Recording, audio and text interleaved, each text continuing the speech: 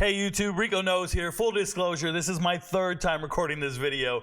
For whatever reason, I can't get the words out, okay? So if you're not aware of the series, I am doing an assessment on every single draft pick in the 2024 NFL Draft. But I'm doing my assessments by each team, and I'm going alphabetical by city.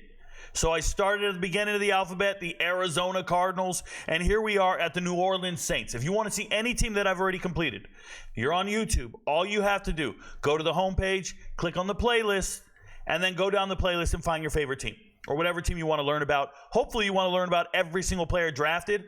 So when somebody gets injured, you know who's coming in. So when somebody gets cut, you don't say, oh, who's that? Maybe you'll be like, yo, Rico told me about that guy. So here we are to talk about the 7 draft selections that the Saints made during the draft.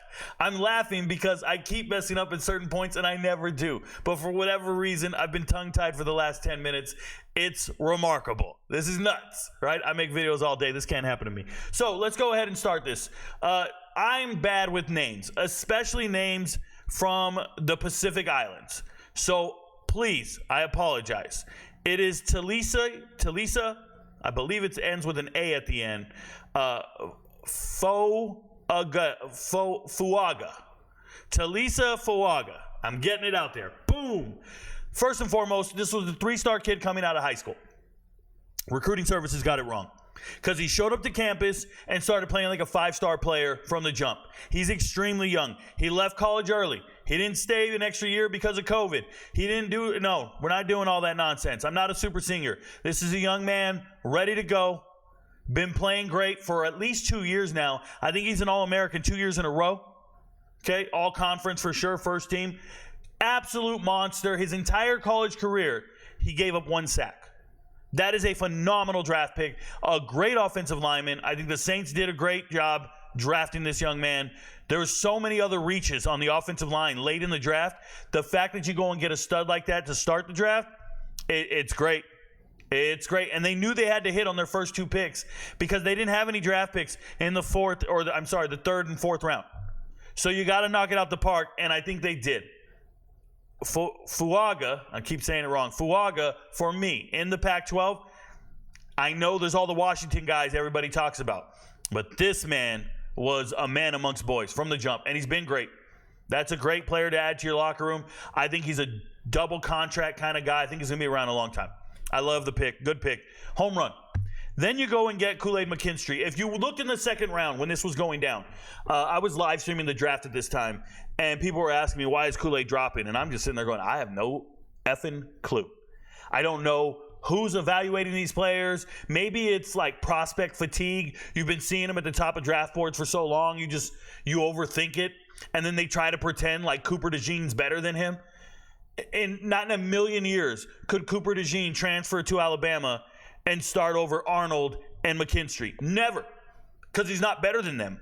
Okay, on my draft board, I want to say Kool-Aid was my 4th best corner, right behind Terran Arnold. Like for me, Kool-Aid McKinstry brings a ton of value to your team. He's great. He's got good size. He's not little. You think you heard Kool-Aid, you thought he was little? He's over 6 feet tall. He's a great punt returner, highly competitive, very productive, finds the ball. I like everything about Kool-Aid McKinstry. I thought it was a great pick. Cooper DeJean goes off the board, and the Saints feel so strongly. They feel like they just dodged a bullet when the Eagles took Cooper DeJean, that they have to trade a future, I believe it was a 4th and a 5th or a 5th and a 6th, a future 5th and 6th rounder to move up to get Kool-Aid. And thank God they did, because then Lassiter comes off the board next from Georgia, and then after that was the kid from Rutgers, Max Melton. So you had 4 corners come off the board, and of those 4, Kool-Aid McKinstry just looks like he's night and days better than those 4.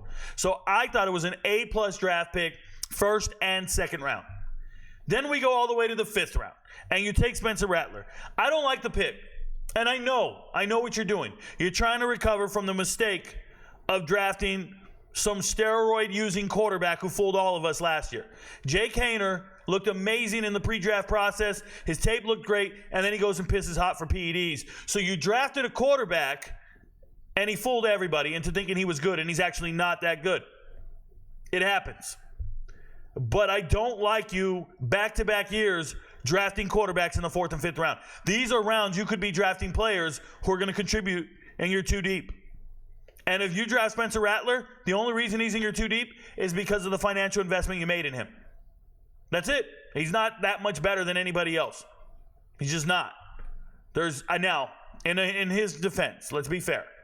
I've never seen him play in front of a good offensive line or with a good running back. So if you don't have a good running back, nobody respects the play action. Nobody loads up the box. There's linebackers dropping hook to curl. There's no safety creeping up to help the run. They're just jumping all your routes. So it's very difficult to throw. Yes, he does throw a nice downfield pass. But it doesn't feel like a good draft pick to me. Maybe he was the best player on the board, best available, whatever, at that time. Maybe. I don't know. Then you got Bub Means. If you guys don't know Bub Means, played in high school, I believe at Lovejoy here in Georgia. Big fan, been following him his whole career. Initially 4 stars out of high school, went to Tennessee, was a defensive back. Didn't work out for him, so he transfers and he goes to La Tech. And they move him back to offense, and he becomes a weapon. Pretty good stuff. Then you go to Pitt. You're a deep threat. He's fast. He ran a 4.43 40 at the combine. He looks good. I like everything about Bub Means. The wide receiver room in New Orleans is something fast, bro. It's fast. People don't realize Olave, Means, they got another little speedster. His name starts with an S. It escapes me right now. But they got a team, bro. They got a team of receivers. Okay, it's hard to memorize every NFL player and college player. It kind of can happen. I know you guys think it's seamless, but there is some extra work there. Then the other 5th round, they had 3 5th-round picks, by the way. The other 5th-round pick is Jalen Ford, linebacker out of Texas. Great coverage linebacker. Can drop into coverage. I believe he had 4 interceptions this year. Just a stud. Knows what he's doing. Knows how to help. Not a liability in coverage. I don't think he has to leave the field. Now, initially, he'll be getting on the field with like special teams. Sure. Good luck. But I thought it was a good pick. Thought it was fine. Then we get to Christian Boyd on my deep hidden gems list. Christian Boyd out of Northern Iowa. This is a guy, didn't get invited to the combine. I thought it was a snub, okay? Should have been at the combine. Huge guy. Big body. Strong. I think he's going to get in there, make the rotation, push, collapse pockets, do all the right things. I like the Christian Boyd draft pick. He makes the team. 7th round. EKU. Eastern Kentucky. Ezram used to play nose tackle. He's the biggest guy. He got drafted in the 7th round. He's the biggest guy on the Saints right then and there. As soon as he got drafted, boom, you're the biggest guy on the team now. I want to say he weighs 350 pounds. He's enormous. But they moved him to tackle 2 years ago. He's still learning the position. He's a total practice squad player at best.